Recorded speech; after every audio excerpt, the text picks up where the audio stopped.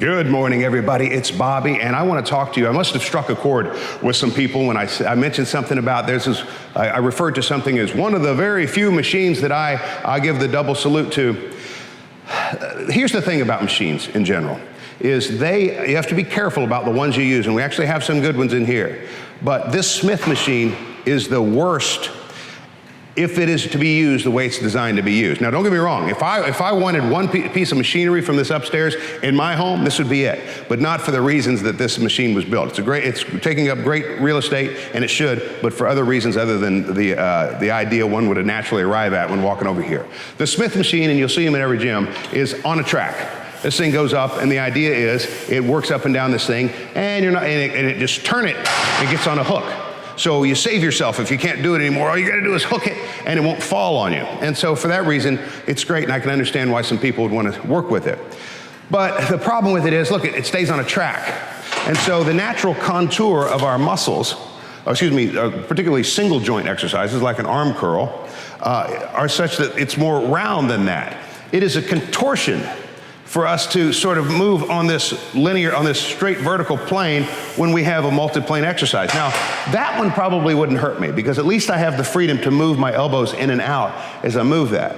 But it's not a natural curve. As we get into multi-joint compound exercises, for instance, a squat, where we're going from the hips as well as the knees, now it's difficult for me to move with this, to create that artificial vertical line. And so anybody who spends much time at all, and I've just been around gyms forever, you stay away from the Smith machine used on a track when you're doing heavy weight, or squats, or bench presses, or incline presses, or anything like that, or low tilted rows, because it just sticks you in that one thing. And on week 3 or 4, you go, you know what, I'm gonna lay off for a little while because my elbow's hurting, or my knee's hurting. And as soon as you stop using this thing, you're fine again, okay? And so stay away from this in the way it's naturally to be used, and that is bearing heavy weight, pushing it and pulling it on a track like that. However, as I say, this is a wonderful tool to use for bands.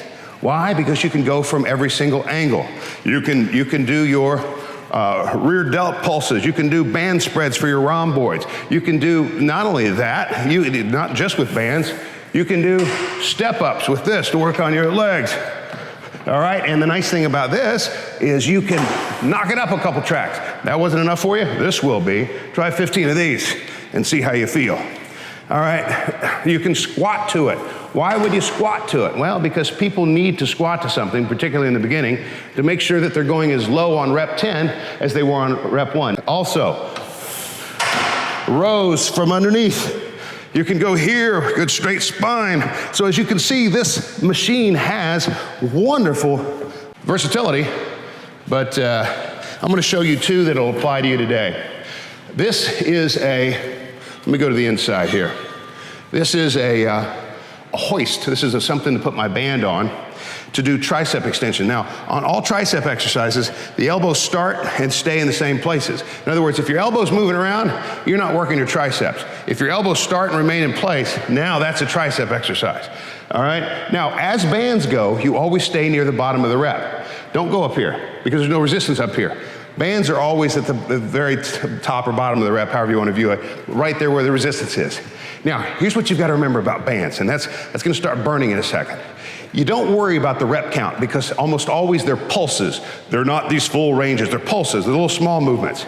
I look at the clock, and once I start to feel the burn, I give myself 30 seconds. Because what I want to feel that burn for 30 seconds because it is in that burn that I am exposed to lactic acid, which is going to have the muscle building effect that I'm looking for. There are 2 reasons why someone quits, why something necessitates you ending the set. Either A, muscle failure, or B, you just couldn't stand the muscle burn anymore and you had to quit. When it comes to bands, when it comes to working out with these things, which are wonderful tools, always it's the latter. I just couldn't do another rep because it burned too much. And for every extra second that you're able to go, that's more exposure the muscle has to lactic acid and more muscle building for you. Now that's a tricep. The same can be done with a bicep. Now this bar comes into play. What am I gonna do? I'm gonna anchor this thing instead of on the machine with my foot. And I'm gonna use the bar as a fulcrum. That is, get my elbows right below the level of it, adhere to that same understanding of I'm only gonna work the top of the rep, And here becomes the thing. Same thing, I'm looking at the clock. I'm not gonna start counting until the thing doesn't start till it starts burning. When it starts burning, I sit there and I deal with it for 30 seconds and I continue the rep, and that becomes the exercise. So as I say, just because I don't necessarily think a machine used in its normal way is a great thing, that doesn't mean that it doesn't have purpose. This is a wonderful machine, but use it for something other than going straight up and down in this vertical fashion, what it was designed to be used for, and you'll save your joints. Plus, find that this gym is much bigger than you thought, because you can come up with 10 or 15 or 20 other exercises that you can use on just this machine. And when you're done, you can even use it as a means of stretching. Cock your foot up there, do all your things that are required to rehabilitate your body post-exercise, and I hope that will help you. If you have any questions, I'm always open. Thanks a lot.